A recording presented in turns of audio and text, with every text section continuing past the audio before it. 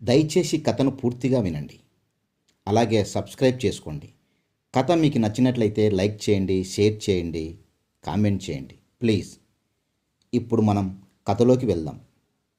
అరుణ సాయంత్రం వేళ దీపం వేసి తలుపు తెరిచింది. వెంటనే చిరాగ్గా తెరవేసింది. తను అనుకుంటూనే ఉంది, అదే జిడ్డు మొహం ఎదురుగుండానే ఉంటాడని. అయినా శుక్రవారం వేళ సాయంకాలం దీపాలు వెలిగించి తలుపు వేయకూడదు కాబట్టి తలుపు తెరిచింది. ఈ మధ్యనే ఈ శని తయారైంది. ఇంటి ఎదురుగుండా కూరగాయల కొట్టు ఒకడు పెట్టుకున్నాడు. చిన్న దిబ్బలా ఉంటుంది ఆ స్థలం. బేరాలు లేనప్పుడల్లా తమ ఇంటి వైపే చూస్తూ ఉంటాడు. అక్కడికి భర్తతో ఒకసారి చెప్పించింది. కొంచెం పక్కకు పెట్టుకో, ఎదురుగా ఇబ్బందిగా ఉంది అని చెప్పాడు. అయినా వాడు వినలేదు.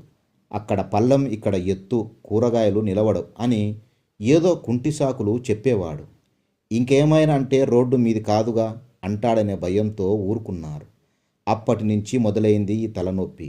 ఎప్పుడు తలుపు తెరిచినా పండు కోతిలా దిబ్బ మీద కూర్చొని ఉంటాడు. అక్కడ అందరూ మండి నుంచి తెచ్చుకునేవారే, బేరాలు ఎక్కువగా ఉండవు. బేరాలు లేకపోతే వాడే పోతాడులే అని మనసుకు నచ్చ చెప్పుకొని తానే లోపల తలుపేసుకొని కూర్చుంటుంది. ఒకనాడు అరుణ, మాధవరావు పెళ్ళికని బయలుదేరారు. అరుణ చాలా అందమైనది. దానికి తోడు చక్కగా తయారయ్యేసరికి వాడు ఒళ్ళంతా కళ్ళు చేసుకున్నట్లు చూడసాగాడు. అరుణ మనసులో తిట్టుకుంటూ కారెక్కింది. పెళ్ళాక ఇంటికొచ్చేసరికి ఇంటి ముందు పోలీసులు పెద్ద గుంపు. ఏమైందని కారు దిగి కంగారుగా అడిగాడు భర్త. మీ ఇంట్లో దొంగలు పడ్డారు, ఇదిగో ఈ కూరగాయల అబ్బాయి చూసి దొంగల్ని పట్టుకున్నాడు అన్నాడు పోలీస్. అవును సార్, మీరు ఫంక్షన్కి వెళ్ళటం చూశాను. కాసేపటికే మీ ఇంట్లో ఏదో అలికిడి వినపడింది. మీరు రాలేదు. ఇంట్లో ఎవరో దొంగే దూరి ఉంటాడని బయట అన్ని వైపులా గడియలు పెట్టి పక్క వారిని పిలిచి పోలీసుల్ని కూడా పిలిపించాను. తీరా చూస్తే వాళ్ళు గజదొంగలంట.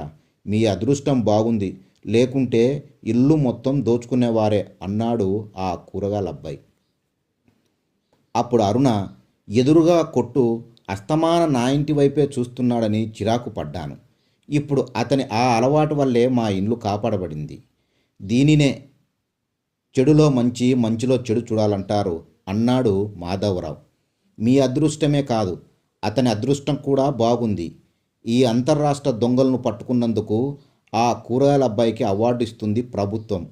ఆ డబ్బుతో అతను మున్సిపల్ మార్కెట్లో కూరగాయల కొట్టు పెట్టుకుంటాడంట అన్నాడు పోలీస్. ఇద్దరి సమస్యలు తీరినందుకు హాయిగా నిట్టూర్చారు అరుణ, మాధవరావు.